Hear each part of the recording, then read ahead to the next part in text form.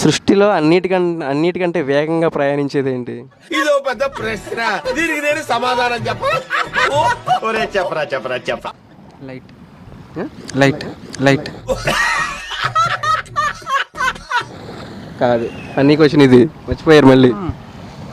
ఈ సృష్టిలో అన్నిటికంటే వేగంగా ప్రయాణించేది అమ్మాయి మైండ్ దగ్గరికి వచ్చా కానీ ఆన్సర్ అది కాదు. కాదా? అమ్మాయి కంటి చూపు అయ్యి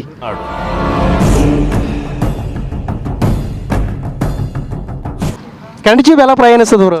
అంటే మనం ఇప్పుడు ఏదైనా అమ్మాయి చూస్తే వాళ్ళు వెంటనే మనకి రియాక్ట్ అవుతారు కదా, అట్రాక్ట్ అవుతారా? Okay, affection.